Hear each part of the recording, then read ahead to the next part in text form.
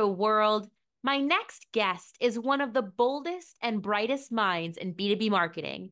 She's on a mission to transform the way we experience SaaS, empower the next generation of sellers, and champion women into the highest levels of leadership. Obsessed with B2B sales, having stumbled into it by accident, but found her true calling in helping sales reps become the best versions of themselves, and committed to her vision for a future of empowered teams, please welcome Catie Ivey, CRO of Walnut, to the show. Catie, are you ready to get radically transparent with me? Wow, Jen, I was already excited about the conversation, but now after hearing that intro for the first time, I am definitely very excited about the conversation. And yes, ready to get radically transparent.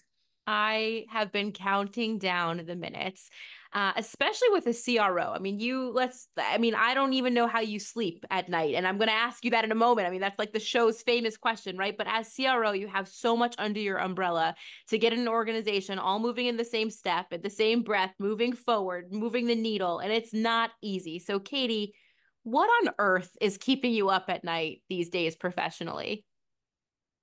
That's a loaded question and a big question, but I love that it's one of your favorites or one that you lead with quite often. I would say there's a couple of vectors in terms of what's keeping me up at night specifically.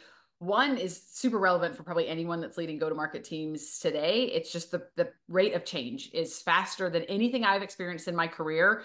And I'm not super old, but I'm not super young either. So I feel like I'm at this in between where I've seen a lot of change and a lot of transformation, but I've never seen things changing as quickly as they are right now. And there's a lot of compounding reasons that I think are driving that. So the rate of change, and that ties into, am I learning quickly enough? Am I unlearning quickly enough? Have we pivoted in the right directions? Of course, there's things that as a leader, you just know in your gut are the right things, but it's also really easy to just get stuck in your own ways or things that maybe worked 5 years ago or 2 years ago and expect similar results.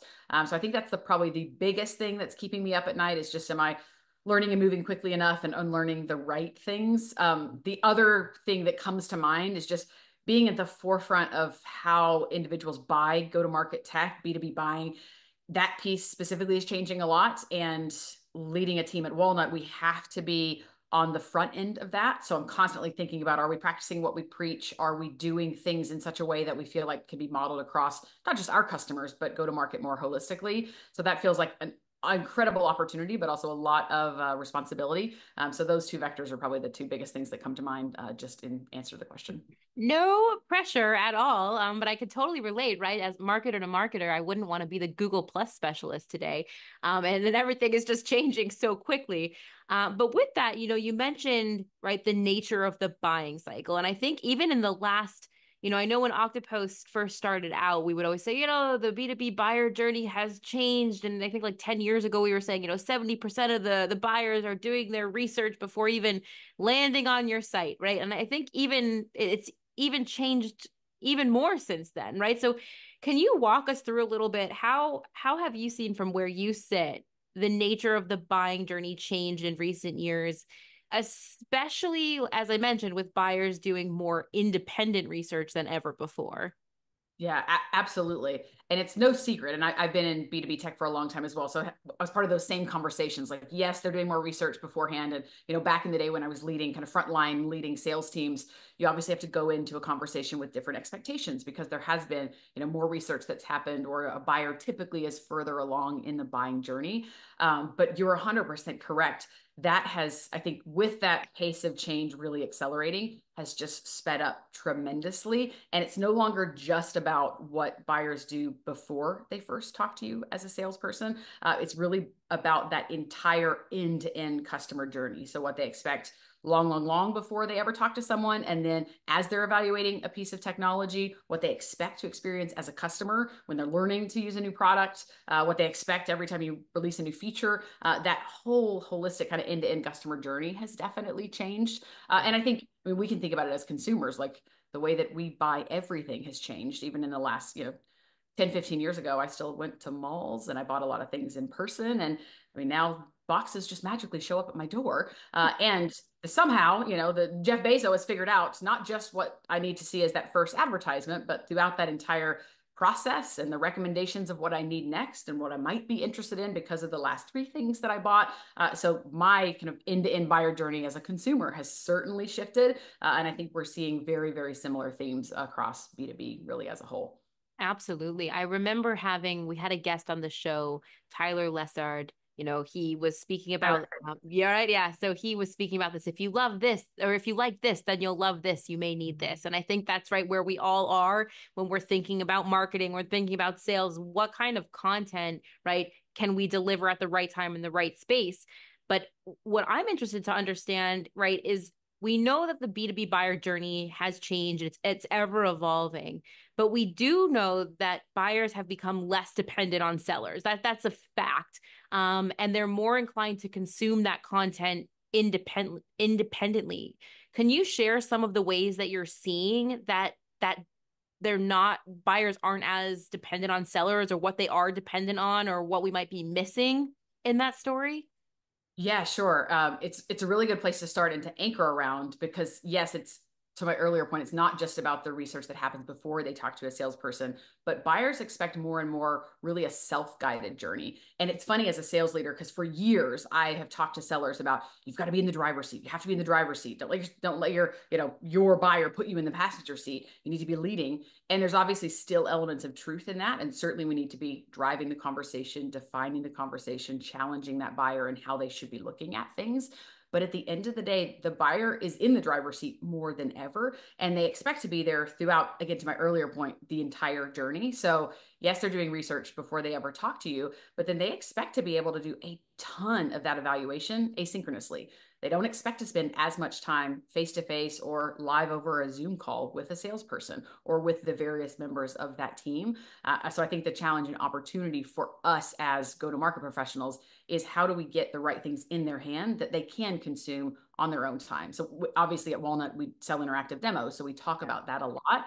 It's just one piece, but getting these micro demos and these little bits of your product journey and being able to educate that buyer on how your product works in bits and pieces that are very, very relevant to the individual persona, the individual buyer. It's mission critical. People expect it. They want to minimize as much as possible. If they can get what they need from a seller in 30 minutes or an hour and then be empowered to do a ton of their own evaluation. And for some companies, of course, it's getting live in the product or a trial or a POC, different types of technology. That's not the reality. But in both of those scenarios, we have to figure out how do we educate, how do we unlock, how do we expose them to best practices from our other customers, how do we expose them to the right types of thought leadership, pieces through that journey that are educating, empowering, answer questions before they even ask those questions in a lot of scenarios. And again, I think that continues not just early in the sales process, but through the entire sales process and post-sale journey as well.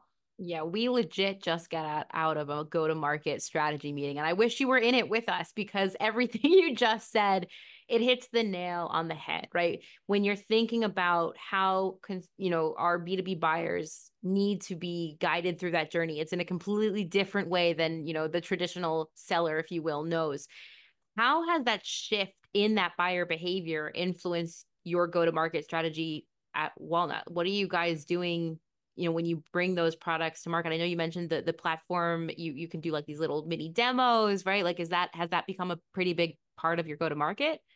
Yeah, for sure. And you obviously, if you're selling a product, you've got to be the best users in the world of that product. So we've leaned, and I've only been at Walnut for a little less than a year. So depending on who you ask, some days I still feel relatively early in that journey. Other days I feel like I've been here forever. But one of the first things that I paid a lot of attention to and leaned into, in addition to, of course, getting FaceTime with customers and trying to get to know customers, is understanding our own usage of the product and figuring out how do we 10x that. So there's a lot of really simple things like we've built, we call them playlists, but essentially it's a micro site that has some short demos of our product, that has some customer testimonials, that has pricing information about the product. So just really high level, some things that if you were evaluating a platform like ours, you might be intrigued to learn about before you talk to a salesperson. So we send that out 24 hours before a first conversation happens with a salesperson. And then of course, our platform gives us some data in terms of did they open that email, which links specifically did they click on, were there specific demos that they engaged with or interacted with, and we can learn from all of that data to then further structure.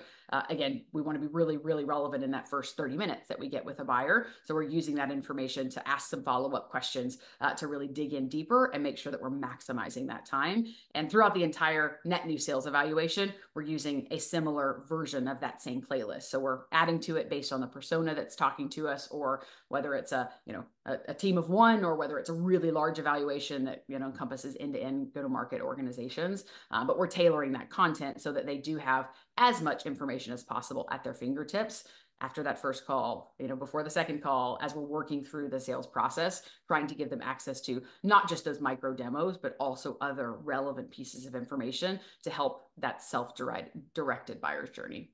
I think it's really important. And but before moving to the dark side of marketing, I was in sales for a very long time. And I just remember, right? It's like once you find your machine, your rhythm as a salesperson, right? You understand what that, how to crack the code to hit your targets. But when I think about a sales professional, I think one of the things we hold near and dear to our heart is our talk track. Why do you think having more than just a talk track in today's world is so critical, especially in a sales environment today? Yeah, I love that question. And I think it ties into your first one around what keeps me up at night, because you're 100% right. And I've worked with some incredible salespeople throughout my career. And I've been, lucky enough to learn from some incredible salespeople as well. But that talk track, or what worked, or the playbook, has to evolve really, really quickly today. So for me, a lot of it comes down to like, do you have a growth mindset? Are you incredibly curious? Are you leaning into trends across go to market for us specifically, because we are selling something that for most of our customers is pretty transformational to how they go to market, especially if they have historically only thought of the word demo as this live product SC or salesperson led experience. Breaking that down into bite-sized chunks and putting certain things in the hands of an SDR or an AE, it's really transformational, and it requires us thinking a bit differently. And honestly, that looks different now even than it did 6 months ago. So as a salesperson, even if I've been crushing my number and I'm really successful, and yes, I've like gotten my rhythm and my motion, I've got to be learning, and I've got to be thinking and listening and being incredibly curious, because of course every buyer is different, and that's always been the case. So people buy from people, but I actually think that people buy from smart, curious people that genuinely lean in and want to understand the business outcomes that are important to you as a buyer. But I do think, because the landscape is changing so quickly, you cannot rest on your laurels, as a salesperson, even for a year or 2 years, because things are changing pretty quickly. Yeah, I definitely have hats off to that, how fast things are changing. That kind of leads me to start thinking, right? As a CRO, you own, the revenue functions in an organization. But as we spoke about earlier, aligning those revenue functions, sales, success, marketing, right? It's not easy. What are some of the things that you're doing today to align those teams moving forward as CRO? Yeah, and I'm probably one of those slightly unique CROs, and maybe it's just because we're small or we're early, but I do own marketing, sales, and all things post sales, so customer success and support. And obviously, I've worked in some organizations where that's been really challenging to drive alignment across those functions, depending on the size of the company. I mean, and I remember I was at Marketo and Pardot actually 2 different seasons much earlier in my career. And back then we were talking just about sales and marketing alignment. That was this like brand new transformative thing that, like, hey, marketing and sales needs to be speaking the same language, measuring the same outcomes, have some similar goals, shared metrics, all of those things. Like alignment today, specifically just alignment across sales and marketing, is not enough. Like it's become such a more complex world when you think about that end-to-end go-to-market journey. And so there has to be some element of connectivity across each of those features. And it reaches all the way back into products. So it's literally product, it's marketing, sales, it's all things post-sale. So it's a hard question to answer, at least in a very simplistic, straightforward, oh, here's the 3 perfect things I'm doing to drive alignment across marketing, sales, and customer success. Because I really think that that's my entire job. That is literally like what I do day in and day out, is how do we think about marketing in the lens of, are we marketing the things that our sellers are going to get out there in the field and sell really, really well? And are we connecting that to the outcomes that our customers really care most about? I mean, even things as simple as, is the language that's on our landing page that our paid ads are driving to, does that align with the enablement that we just did across our sellers? And then is that in lockstep with what we've heard most recently from our customers? Like, those are really big questions. There's a lot of data and information. There's both art and science that goes into answering both of those. So I certainly don't think that we have like, cracked the code and have this perfectly well-oiled, perfected go-to-market machine. But I do think, at least for a company our size, having one individual that at least is attempting to have the purview across those three specific disciplines and constantly looking through that lens of, again, if I'm leading a marketing team meeting, I'm thinking through the lens of what does this mean for sales and customer success? Same thing. If I'm leading a forecast call this afternoon, I'll be on with my AEs. So I'm naturally thinking through the lens of, are we doing the right things to make sure we're selling this deal the best way that we possibly can? Are we setting that customer up for success? Is there anything that my CS leader needs to be tapped in on here to make sure that we are in lockstep in terms of how do we make sure we hit that specific deliverable that this AE just talked about in terms of the compelling event that's most important. So thinking through that lens across each of the functions, I think is at least helping to drive us towards that truly aligned kind of go-to-market machine. 100%. Now, because Radically Transparent is designed for the marketing leader's ears, what's one thing that you wish VP marketers understood about the role of a CRO? Ooh, that's a really good question. And I don't think it's a secret that the role of a CRO or really any quota carrying individual right now is really hard. Yes, depending on the industry that you're in, some people will say we've emerged out of this really tough downturn. We're still seeing layoffs and challenges and increased demands around efficiency.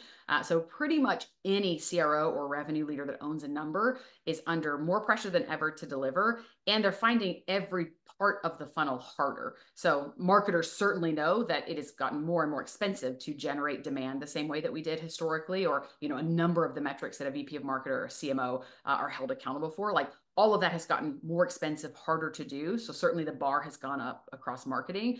The same thing is true post sale, or when we think about the sales and post sale motion.